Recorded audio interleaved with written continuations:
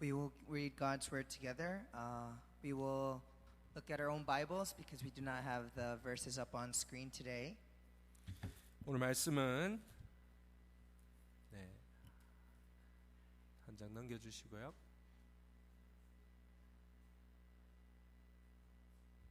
오늘 말씀은 여호수아 4장 Scripture reading is in Joshua chapter 4, 1절부터 7절까지. verses 1 through 7. 그냥 제목 화면 보여주시면 됩니다.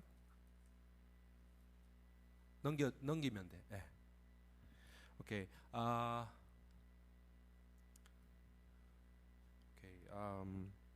4장 1절부터 7절까지. Joshua 4, 1 through 7.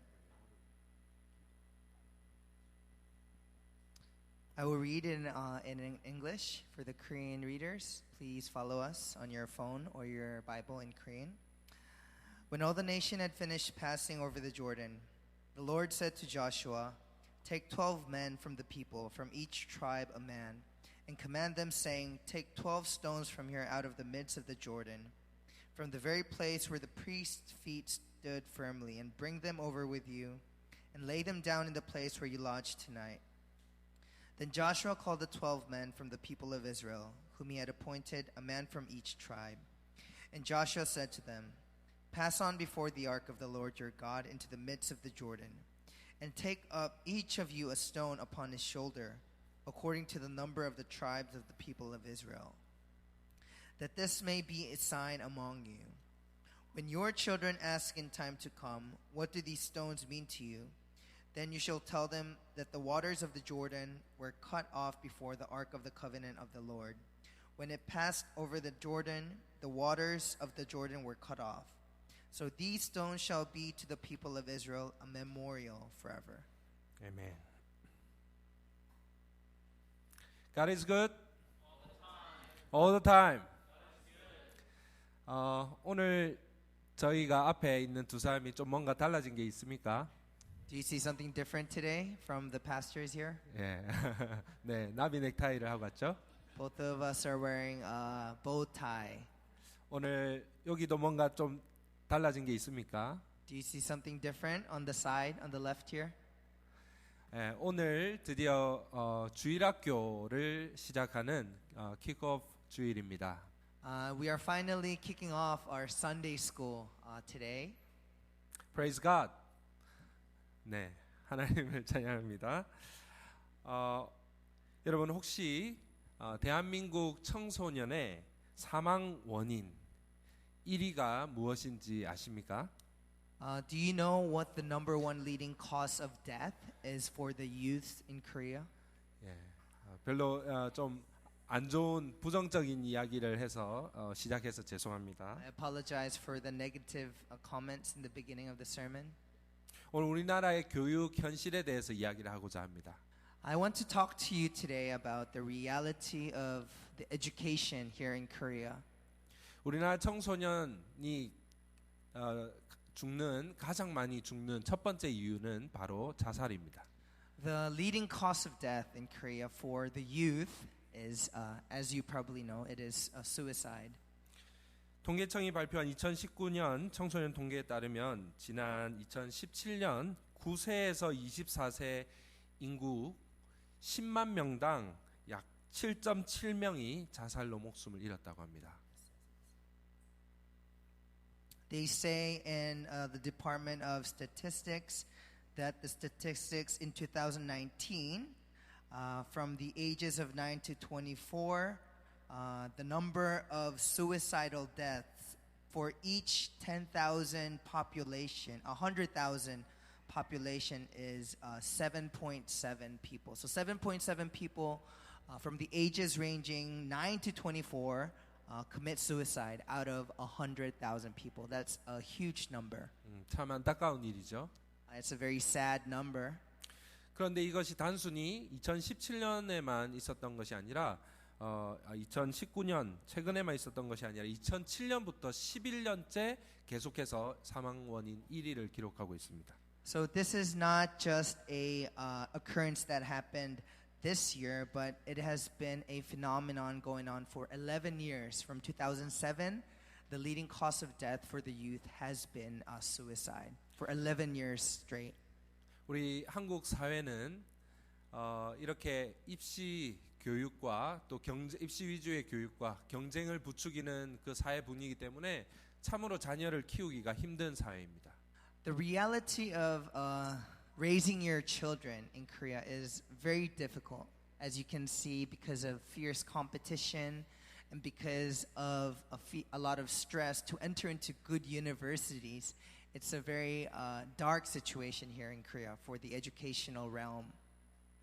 설상가상으로 작년 2018년에는 우리나라 한국의 출산율이 1점대 밑으로 내려갔습니다. 0.98대로 지구상에 유일하게 출산율 0점대를 기록한 나라가 되었습니다. To make things worse, statistics show last year that the birth rate of Korea was 0.98.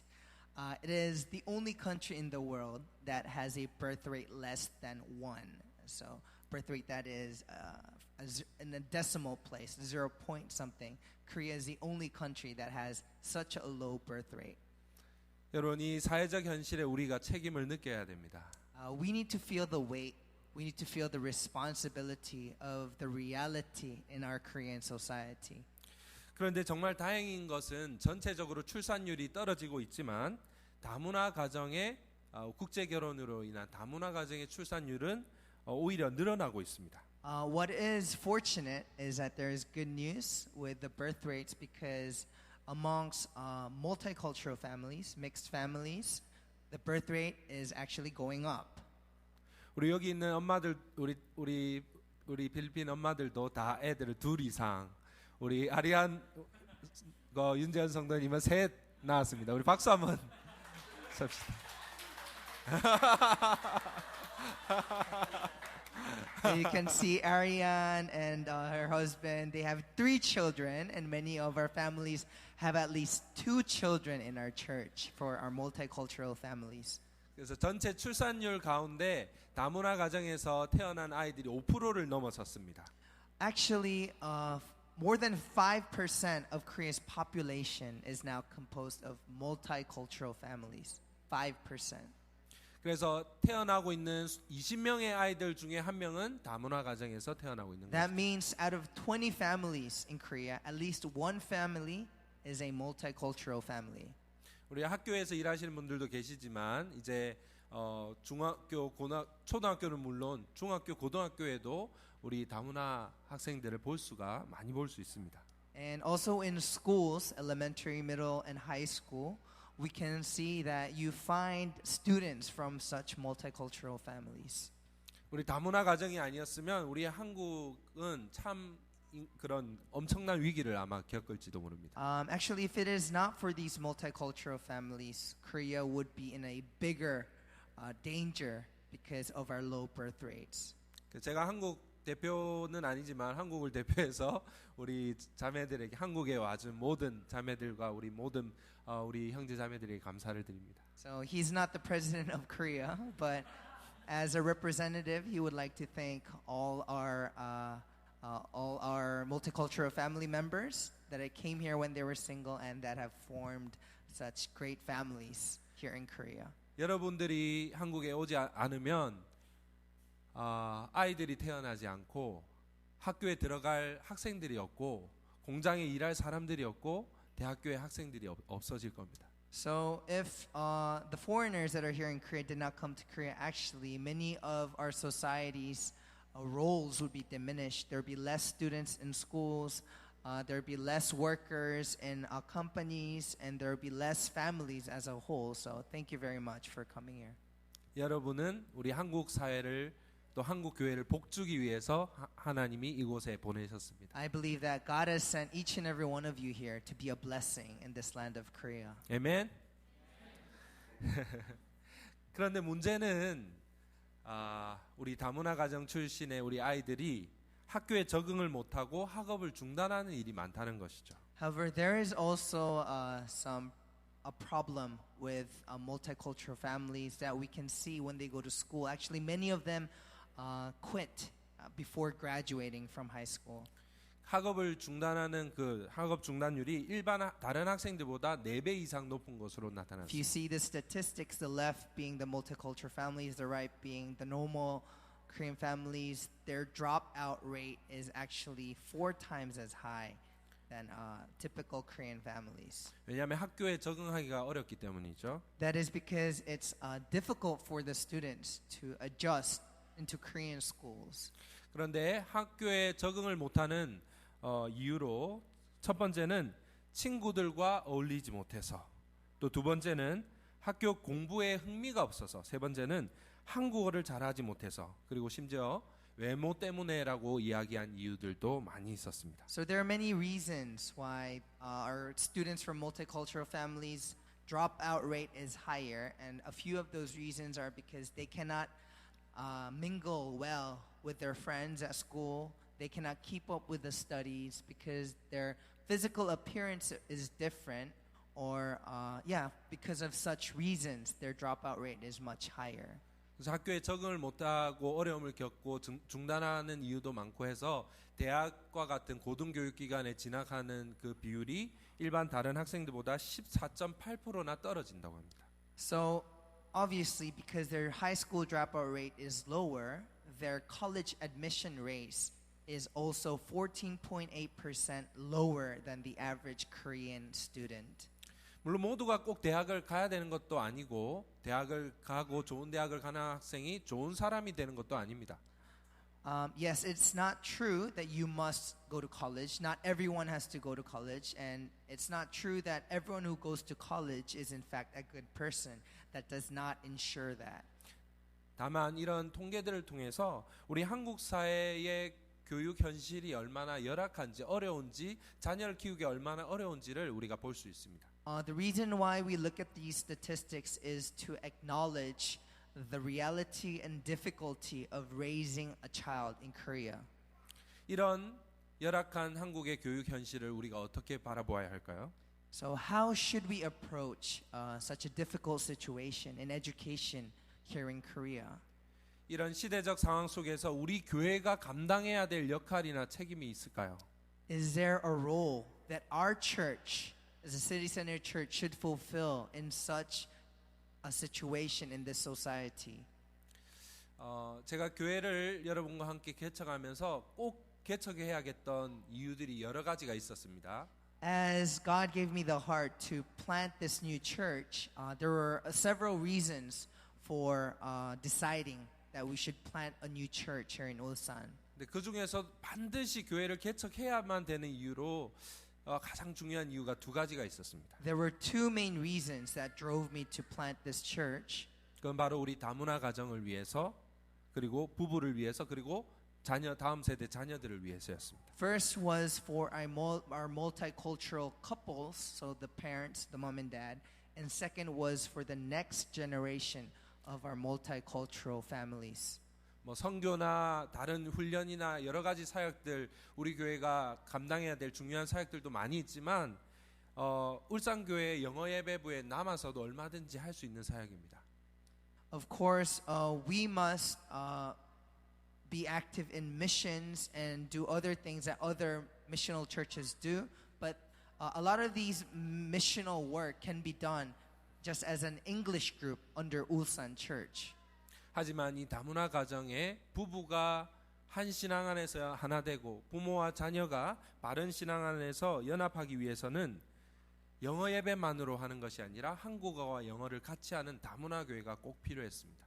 However, in order for multicultural families to come together and worship together, we needed to have a worship service that was done both in English and Korean, not just in English under a Korean church. 그래서 이렇게 국제 결혼으로 결혼한 가정들이 한 자리에 앉아서 함께 예배할 수 있기 때문입니다. And because of that, we can have multicultural families and international marriage couples be able to come here and worship together in this same service.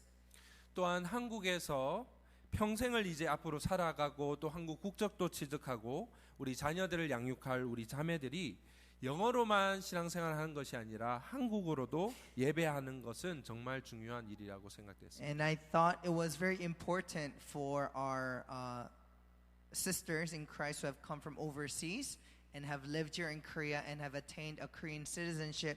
It's important that they not only keep worshiping in English, but also integrate into the Korean society by worshiping in Korean as well. 왜냐하면 우리 자녀들은 엄마들과 더 많은 시간을 보내고 엄마로부터 언어를 배우고 신앙을 배우고 인격을 배우고 많은 것들을 배우기 때문입니다. That is because our children actually learn mostly from their mothers, more than so than their fathers. They learn how to speak a language. They learn mostly about their character and many things in life from their mothers.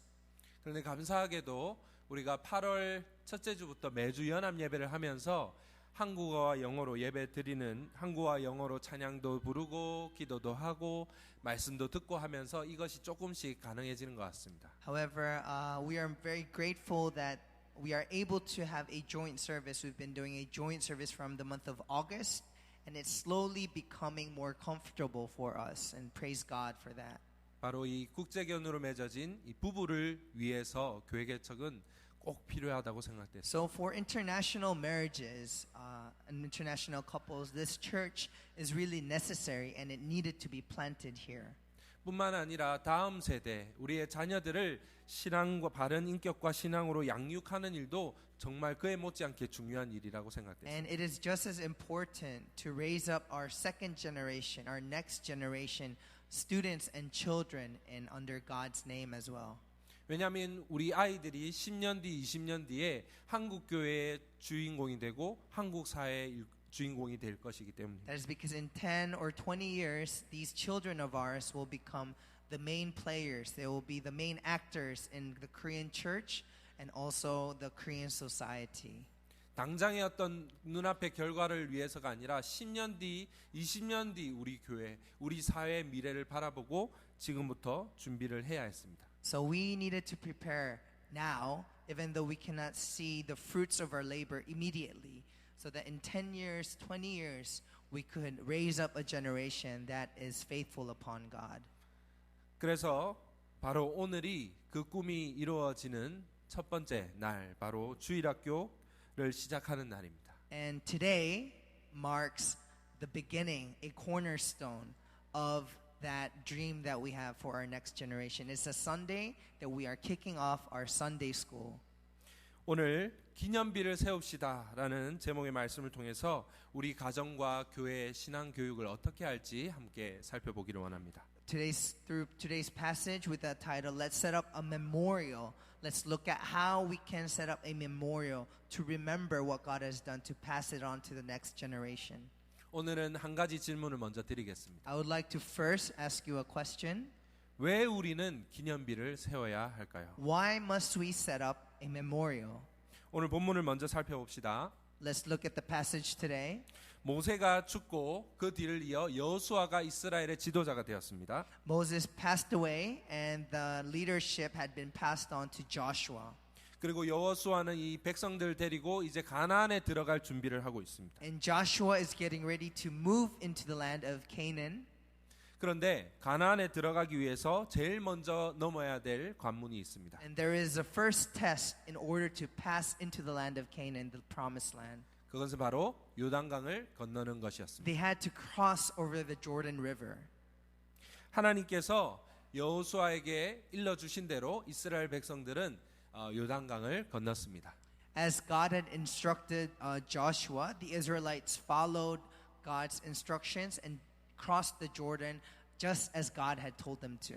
먼저 언약궤를 맨 제사장들이 이 요단강을 먼저 건넜습니다. First, the priests had the Ark of the Covenant with them, and they first led the path across the Jordan. 그러자 넘쳐 흐르던 요단강물이 딱 멈춰 섰습니다. And as soon as the priests put their foot on the river, Jordan, the Jordan River, all of a sudden stopped flowing.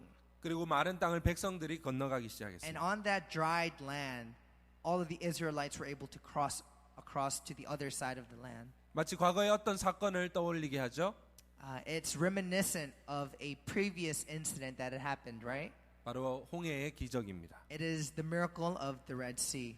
그런데 그게 끝이 아닙니다. But that's not the end. 하나님이 이제 각 지파에서 12지파 중에 각 지파에서 한 명씩 뽑아서 그 돌을 하나씩 가져오라고 말합니다. God instructs Joshua to have each one of the 12 tribes to pick out one person and have that person carry one stone on their shoulder. 그리고 그 돌을 이제 쌓아서 기념비로 삼으라고 말합니다. And God instructs them after they have crossed the Jordan to place down those 12 stones and set up or put up a memorial. 그런데 오늘 우리가 읽은 말씀에 특별히 6절과 7절에서 하나님이 왜 기념비를 세워야 하는지 그 이유를 설명하십니다. In verses 6 and 7 today, we can find the reason why it is that God had instructed them to set up a memorial. 6절과 7절 한번 읽어보겠습니다. Let's read verses 6 and 7. 이것이 너희 중에 표징이 되리라. 후일에 너희 자손들이 물어 이르되 이 돌들은 무슨 뜻이냐 하거든 그들에게 이르기를 요단물이 여호와의 언약궤 앞에서 끊어졌나니 곧 언약궤가 요단을 건널 때에 요단물이 끊어졌으므로 이 돌들이 이스라엘 자손에게 영원히 기념이 되리라 하라 하니라. That this may be a sign among you when your children ask in time to come, what do those stones mean to you? Then you shall tell them that the waters of the Jordan were cut off before the ark of the covenant of the Lord. When it passed over the Jordan, the waters of the Jordan were cut off. So these stones shall be to the people of Israel a memorial forever. 아멘. 여기서 표징이 될 것이라고 말합니다. It says here that this memorial will be a sign. 표징이라고 하는 것은 다른 말로 표시, 증표, 징조와 같은 A 것이죠. sign means it is a mark. It is something that represents an incident or something that is important. 무엇에 대한 표징일까요? What sign is this passage talking about? 하나님께서 요단 강물을 막으시고 이스라엘 백성들을 지나가게 하신 것에 대한 그 사건에 대한 표징입니다. It is a sign representing the miracle of God stopping the waters of Jordan and leading the Israelites across to the other side of the land. 이스라엘 백성들이 뭔가를 한 것이 아니라 하나님이 이스라엘 백성들을 위해 무엇을 했는지에 관한 표징입니다. It is a sign representing not what the Israelites did for God, but rather it's a sign showing what God did for the people of the Israelites. 이스라엘 백성들을 향한 하나님의 사랑과 구원의 표징입니다. It is a sign of God's love and salvation for His people. 하나님은 그 12돌을 세워서 기념비로 삼아서 자손 대대로 그것을 기억하라고 하는 것이죠. And God is instructing the people of Israelites to set up a memorial with the 12 stones and let your generations that come after you, let them remember and know what God has done for you. 기억하도록 하기 위한 표징입니다. It is so that they can remember what God had done. 왜 이 기억하는 것이 중요할까요? So why is it important to remember what God had done in our lives? Why is it important to remember? 우리가 아시다시피 하나님이 물을 막으시고 백성들을 지나가게 하신 것은 이번이 처음이 아니죠. As you all know, this is not the first time that God had stopped a body of water and led the Israelites to cross across. 앞서 출애굽 사건 때 하나님 이보다 더한 일을 하셨습니다. 홍해의 물을 막으시고 백성들을 지나가게 하셨습니다. In the book of Exodus, we can see that God had done a greater thing. He actually stopped the Red Sea for the whole Israelites to cross to the other side. 하나님이 자기 백성들을 향한 사랑과 구원을 이미 보여주셨습니다. God had already showed the Israelites His love and His plan of salvation for them. 그리고 이스라엘 백성들은 그 하나님의 사랑과 구원을 이미 체험했습니다. And the Israelites had already experienced God's love and salvation. 그런데 안타깝게도 광야에서 머무는 40년 동안 그 하나님의 구원과 사랑을 체험한 세대가 광야에서 다 죽고 말았습니다. But unfortunately, after 40 years of wandering in the desert, the first generation that had experienced the crossing of the Red Sea had all passed away. 이제 가나안으로 입성을 앞두고 있는 다음 세대 중에 그 홍해의 기적, 하나님의 구원과 사랑의 그 기적을 체험한 사람은 아무도 없습니다. There was no one left from the people of Israelites that had experienced the crossing of the Red Sea. No one was there to remember it.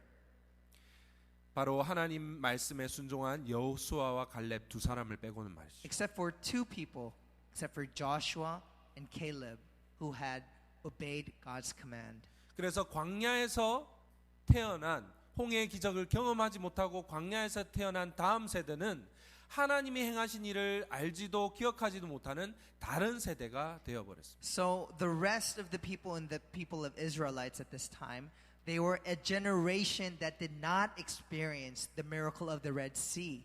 They were a different generation from the people that had come out of Egypt and crossed the Red Sea.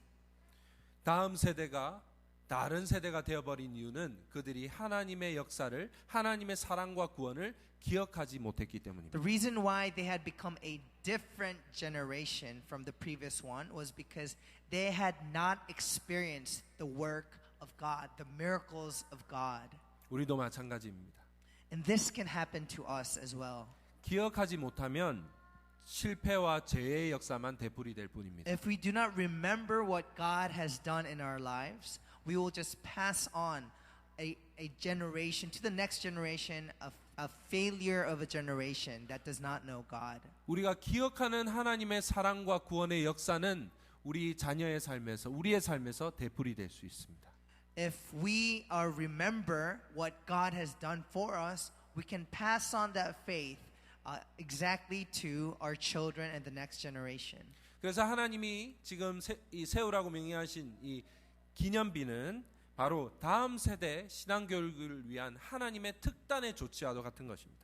So when God instructs the Israelites to put up a memorial so you can remember, He is preparing a solution so that the next generation can know what God has done for the Israelites. 길갈에 세운 12도를 통해서 이스라엘 백성들이 자자손손 대대로 하나님이 행하신 일, 하나님의 역사를 기억하게 하셨습니다. By building a memorial in Gilgal with the 12 stones that each tribe had carried, God is able to have the generations that are to follow remember and know what God had done for them.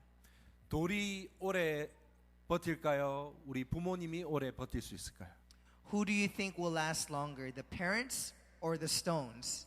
부모들은 언젠가는 다 죽게 되겠지만 돌들은 거기에 여전히 남아 The 있습니다. parents will pass away, but the stones that had built that memorial will be there for a long time. 그리고 그 돌에 담겨 있는 이야기는 자녀들에게 계속 이어지고 기억날 수 있습니다. And the story behind this memorial of the stones will be passed on from one generation to the next. 그래서 하나님께서 지금 이 기념비를 세우라고 하신 것은 바로 하나님의 역사를 다음 세대에게 전수하기 위한 하나의 교육적인 목적이 있었던 것입니다. So when God said to set up a memorial, God had an educational solution. He had an educational plan for the passing on of the Israelites' faith to the upcoming generations. 하나의 시청각 교육을 하신 것이죠. It is a visual representation of God's plan. 하나님이야말로 진정한 그리고 최고의 교육자이십니다. God is in fact the best educator of all. 그것이 이 목적이 조금 더 구체적으로 21절부터 24절에 나타납니다. And we can see more specifically how this plan carries out in verses 21 to 24. 21절부터 제가 읽어보겠습니다. 이스라엘 자손들에게 말하여 이르되 후일에 너희 자손들이 그들의 아버지에게 묻기를 이 돌들은 무슨 뜻이냐 하거든 너희는 너희 자손들에게 알게 하여 이르기를 이스라엘이 마른 땅을 밟고 이 요단을 건넜음이라. 너희의 하나님 여호와께서 요단물을 너희 앞에서 마르게 하사 너희를 건너가게 하신 것이 너희의 하나님 여호와께서 우리 앞에 홍해를 말리시고 우리를 건너가게 하신 것과 같았나니 이는 땅의 모든 백성에게 여호와의 손이 강하신 것을 알게 하며 너희가 너희의 하나님 여호와를 항상 경외하게 하려 하심이라 하라. And he said to the people of Israel, when your children ask their fathers in time to come, what do these stones mean? Then you shall let your children know, Israel passed over this Jordan on dry ground. For the Lord your God dried up the waters of Jordan for you until you passed over. As the Lord your God did to the Red Sea, which he dried up for us until we passed over, so that all the peoples of the earth may know that the hand of the Lord is mighty, that you may fear the Lord your God forever.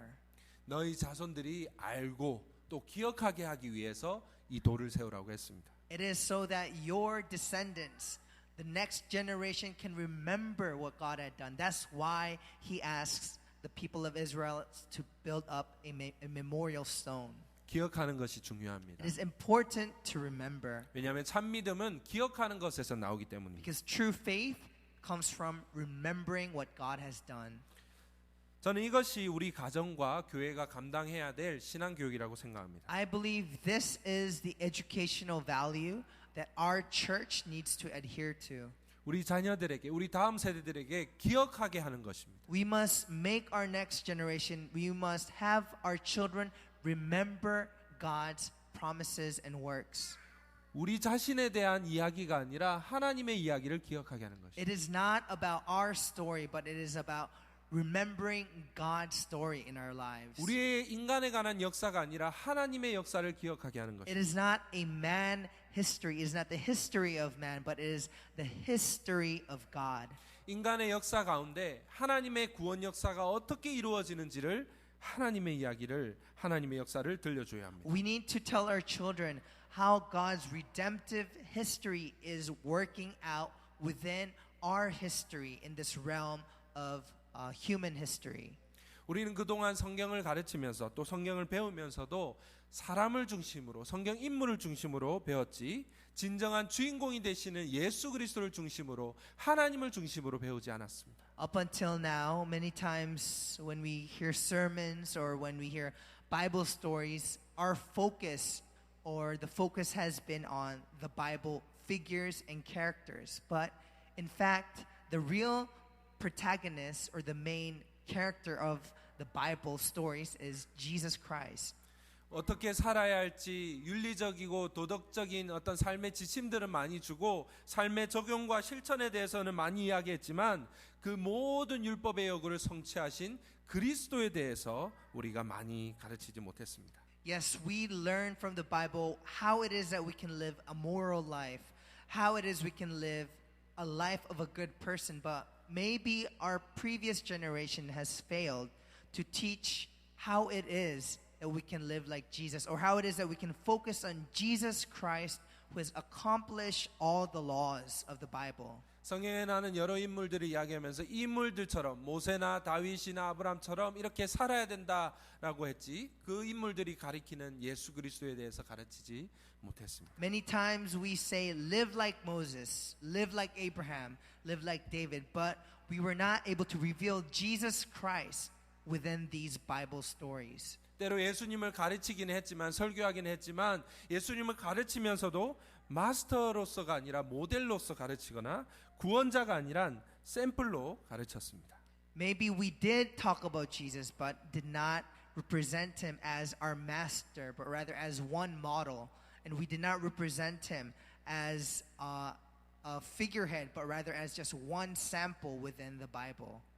그러나 이제 제대로 된 기념비를 세워야 할 때입니다. But now it is time to set up a proper memorial for God. 이 신앙 교육의 기념비를 우리의 가정과 교회에 세워야 합니다. We need to set up this memorial within our families and within our church.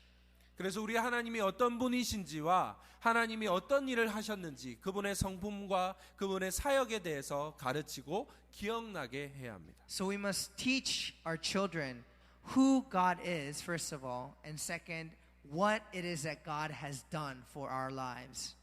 계속해서 복음을 가르치고 계속해서 아이들로 하여금 잊을만 하면 기억나게 하고 계속해서 기억나게 해야 합니다. We must continue to remind our children when they are on the brink of forgetting what God has done. We must continue to remind them of God. 우리의 이야기가 아니라 하나님의 이야기를 가르쳐야 하고 우리의 역사가 아니라 하나님의 역사 바로 복음을 전해야 합니다. So it is not our story but God's story. It is not our history but it's God's history, that being the gospel.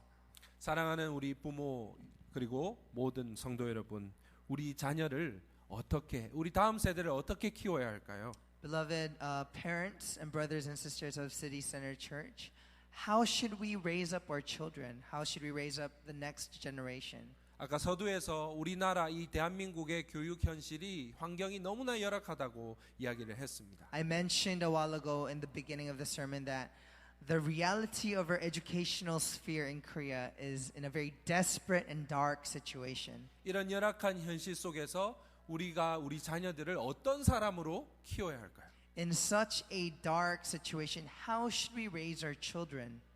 저는 우리 시티센터 교회의 교육 목표가 간단하게 말하면 하나님의 아이들, 우리의 아이들이 아니라 하나님의 아이들, 하나님의 자녀들로 키우는 것이라고 생각합니다. I believe that the main goal of City Center Church for our next generation is to raise them up as God's children rather than our own children. 하나님의 심정을 품고 하나님의 시선으로 자기 자신을 바라볼 뿐만 아니라 옆에 있는 사람들, 이웃들과 세상을 바라볼 줄 아는 하나님의 아이들입니다. It is to raise up a generation that does not only focus on their own needs, but so that they can see others, they can see their neighbors with the eyes of God. 이 하나님의 아이들이란 두 가지 의미를 말하고 싶습니다. When I say God's kids, there's two aspects to this. 첫째는 복음의 아이들입니다. First is to bring them up as gospel kids. 예수 그리스도를 믿는 복음 안에서 자신의 정체성을 발견하는 사람입니다. We hope that our children can be those who find their identity within the gospel of Christ. 내 정체성이 필리핀 사람인가 한국 사람인가 그 사이에서 방황하고 혼란스러워하는 것이 아니라 내 정체성은 그리스도인이라고 하는 그 안에서 그리스도 안에서 복음 안에서 자기 자신을 발견하는 사람입니다. We want our children to not go back and forth with saying, am I Filipino, am I Korean, but rather we want our children to have their identity structured and fixed upon the gospel of Christ, that they can be a Christian in Christ. 내가 진짜 누구인가를 아는 아이들입니다. And this kind of children will be the ones who really know who they are, their true identity in Christ. 이 복음의 아이들이 되기 위해서 복음의 아이들로 양육하기 위해서 바로 이 가스펠 프로젝트만큼 좋은 프로그램은 또 없다고 생각합니다. And I believe that there is no better program than the Gospel Project to raise up our children as gospel kids, those that have an identity in Christ. 아이들은 매 3년 동안 성경 66권을 배우게 될 겁니다. Within the next 3 years, they will be able to go through all 66 books of the Bible. 5살부터 7살까지 성경을 66권을 한 번 배웁니다. From ages 5 to 7, they will be able to read through the whole Bible. 그리고 초등학교 1, 2, 3학년 동안 또 한 번 66권을 배웁니다. And from grades 1 to 3, they will be able to go through the whole Bible once again. 그리고 4, 5, 6학년 때도 66권을 배웁니다. And then from grades 4 to 6, they'll go through all 66 books of the Bible again. 중학교 3년 동안 66권을 배우고 고등학교 3년 동안 66권을 배웁니다. And once again, 66 of the Bibles during 3 years of middle school, and the same for the 3 years of high school again. 그리고 66권을 배우면서 모든 책에서 예수 그리스도를 발견하게 됩니다. And they will be able to discover Jesus Christ in each of these 66 books of the Bible. 매 시간 매주일 아이들은 예수 그리스도에 관한 이야기를 듣고 복음을 듣게 됩니다. Every week, they will be able to hear the gospel of Christ and hear the gospel through the Bible stories. 그리고 우리 아이들이 내가 누구인가, 내가 그리스도인이고 복음 안에서 자신을 발견하게 됩니다. And through these stories, they'll be able to find their identity in Christ, that they are truly a Christian that is standing upon. 그리고 둘째로는 이 가스펠 키즈, 복음의 아이들뿐만 아니라 세계적인 아이들로 우리 아이들이 자라나기를 원합니다. And second, we want our children to be global kids. 세상 속에 살면서 세상과 소통할 줄 알고 세상과 열방 속으로 뻗어나갈 수 있는 세계적인 아이들입니다. Children that can play in an international sphere, that can have influence and that can reach out to all the nations of the world. 하나님은 세계적인 하나님이십니다. That is because God is a global God. He's an international God. 그렇기 때문에 하나님의 백성인 교회도 세계적인 교회가 되어야 합니다. That is why every church needs to be a global church. 특별히 이렇게 세계 각국에서 우리는 지금 7개 나라에서 모여서 함께 예배하는 이 다문화 교회야말로 바로 세계적인 자녀들을 양육하기에 둘도 없이 좋은 환경입니다. And I believe our church that has over members from 7 different nationalities is just that kind of environment where we can raise up a generation that is truly global and international. 바로 여기가 세계가 여기에 모여 있기 때문입니다. That is because this is the world right here that you see before you.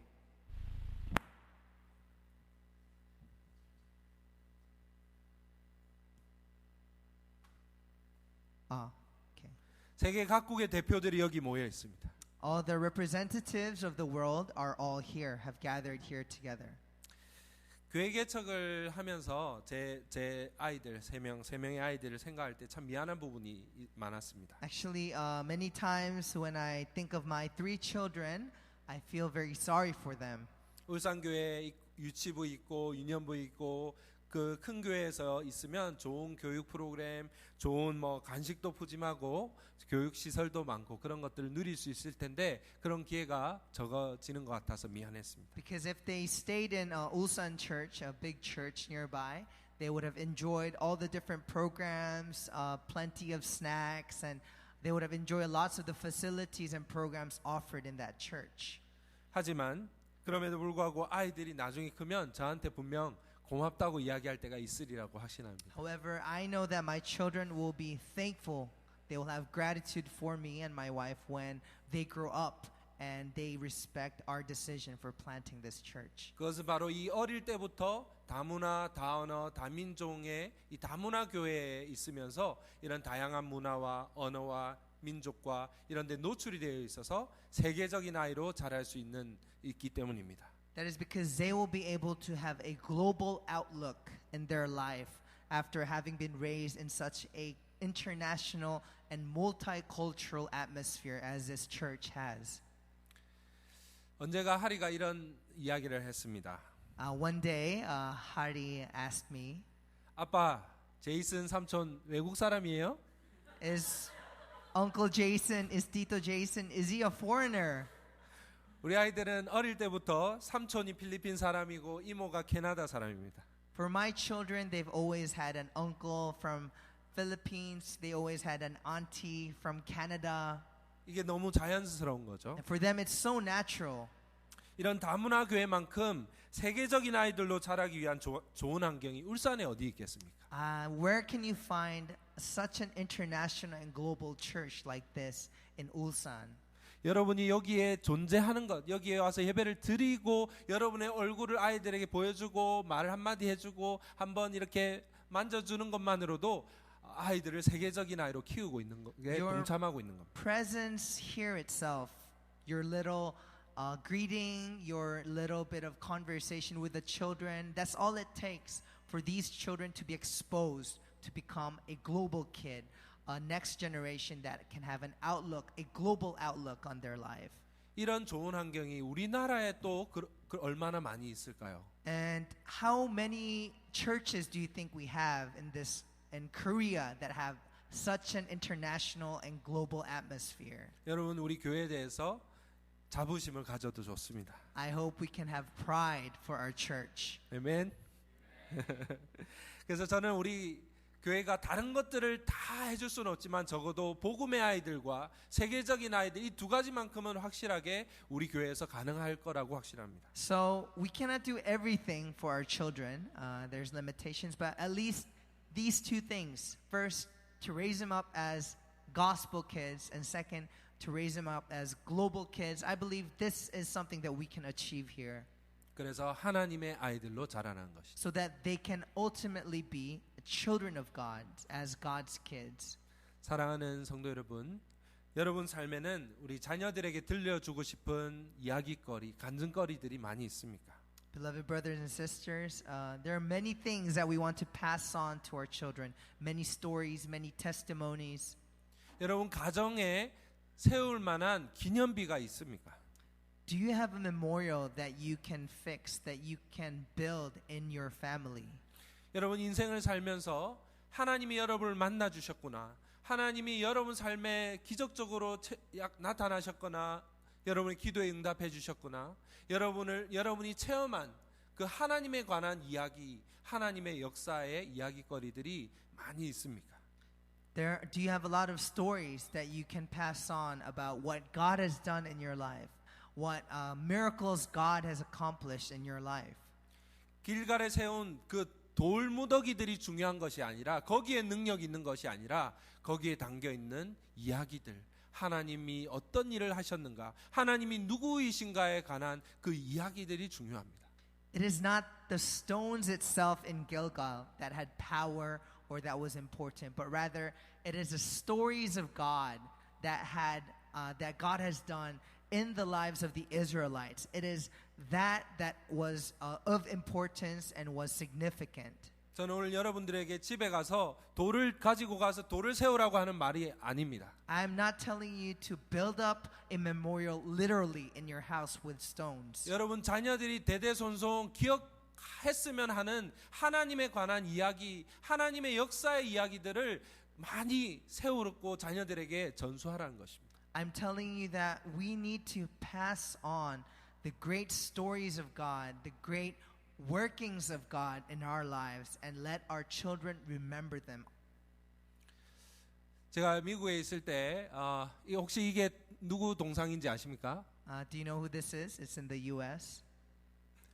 예, 존 하버드 목사님, 하버드 대학교를 세운 설립자이십니다.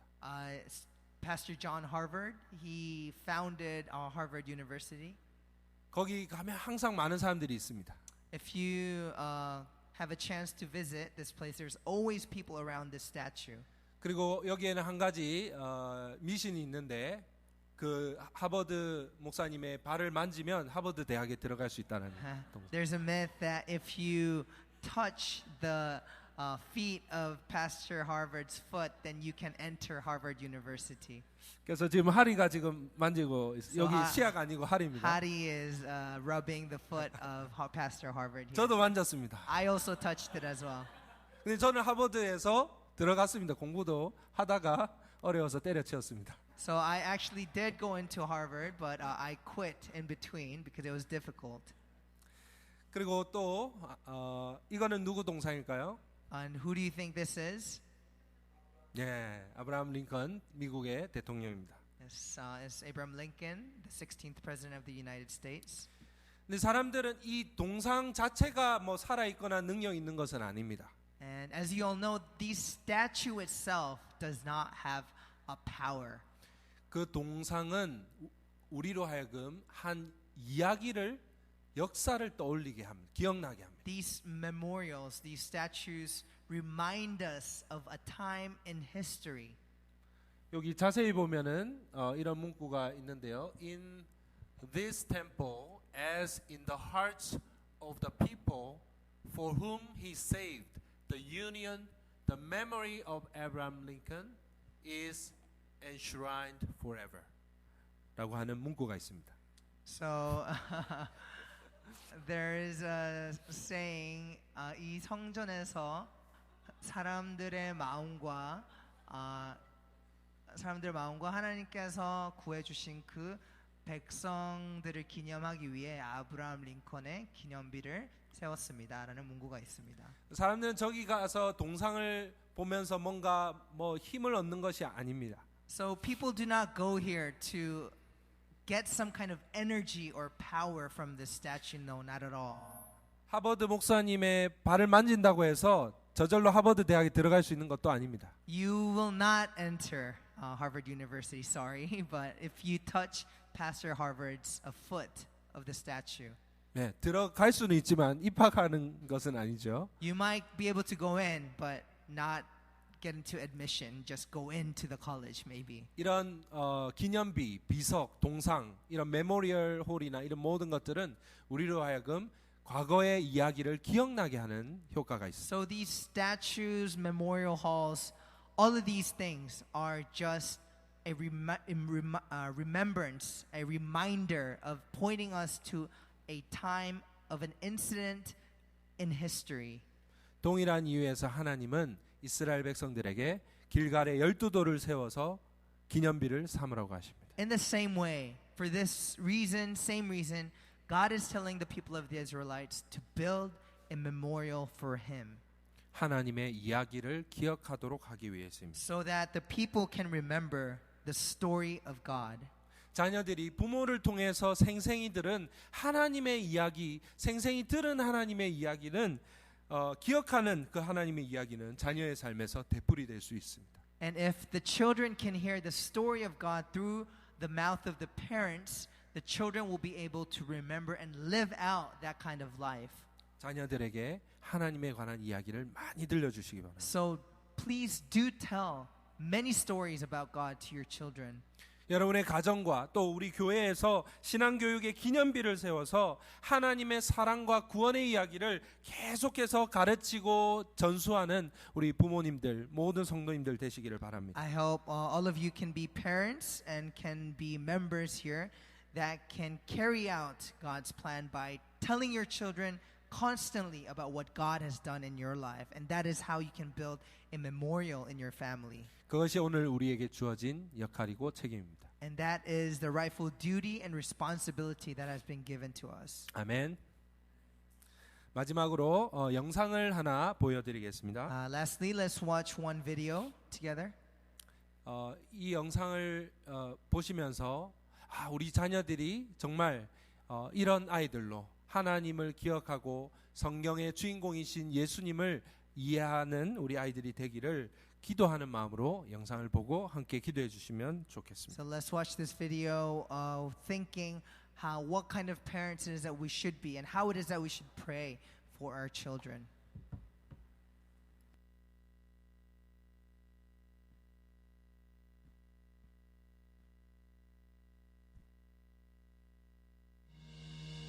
In Genesis, Jesus Christ is the breath of life. In Exodus, he is the Passover lamb. In Leviticus, he's our high priest. In Numbers, he's the pillar of cloud by day and the pillar of fire by night. In Deuteronomy, he's the prophet like unto Moses. In Joshua, he's the captain of our salvation. In Judges, he's our judge and lawgiver. In Ruth, he is our kinsman redeemer. In 1 and 2 Samuel, he's our trusted prophet. In Kings and Chronicles, he's our reigning king. In Ezra and Nehemiah, he's the rebuilder of the broken down walls of human life. And in Esther, he is our Mordecai. In Job, he is our ever-living redeemer. In Psalms, he is our shepherd. In Proverbs and Ecclesiastes, he is our wisdom. And in Song of Solomon, he is our loving bridegroom. In Isaiah, he's the Prince of Peace. In Jeremiah, he is the righteous branch. In Lamentations, he's the weeping prophet. In Ezekiel, he's the wonderful four-faced man. And in Daniel, he's the fourth man in life's fiery furnace. In Hosea, he's the faithful husband, forever married to the backslider. In Joel, he's the baptizer of the Holy Ghost and fire. In Amos, he is our burden bearer. In Obadiah, he is mighty to save. In Jonah, he is our great foreign missionary. In Micah, he's the messenger of beautiful feet. In Nahum, he's our strength and shield. In Habakkuk, he's God's evangelist crying, "Revive thy works in the midst of the years." In Zephaniah, he is our Savior. In Haggai, he is the restorer of God's lost heritage. In Zechariah, he is the fountain opened up in the house of David for sin and uncleanliness. And in Malachi, he is the Son of Righteousness, rising with healing in his wings. In Matthew, Jesus Christ is the King of the Jews. In Mark, he's the servant. In Luke, he is the Son of Man, feeling what you feel. In John, he's the Son of God. In Acts, he's the Savior of the world. In Romans, he's the righteousness of God. In 1 Corinthians, he's the rock, the father of Israel. In 2 Corinthians, he's the triumphal one, giving victory. In Galatians, he is your liberty. He set you free. In Ephesians, he is the head of the church. In Philippians, he is your joy. In Colossians, he is your completeness. In 1st and 2nd Thessalonians, he is your hope. In 1 Timothy, he's your faith. In 2 Timothy, he's your stability. In Titus, he is truth. In Philemon, he's your benefactor. In Hebrews, he's the power, he's your perfection. In James, he's the power behind your faith. In 1 Peter, he's your example. In 2 Peter, he's your purity. In 1 John, he is your life. In 2 John, he's your pattern. In 3 John, he's your motivation. In Jude, he's the foundation of your faith. And in Revelation, he is your coming king.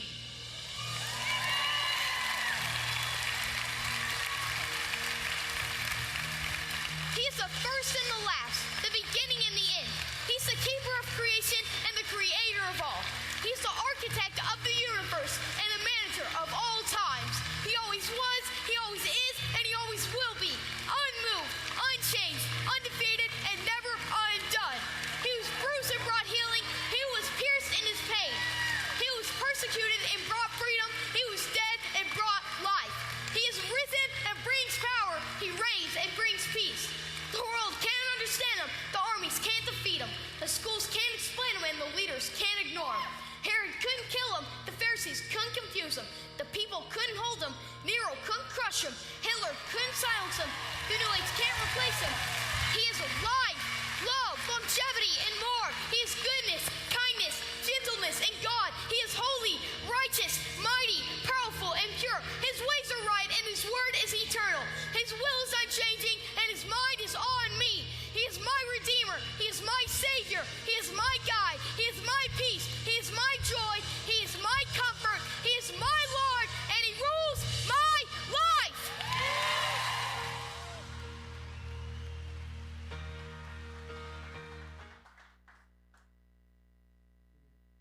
기도하겠습니다. Let us pray.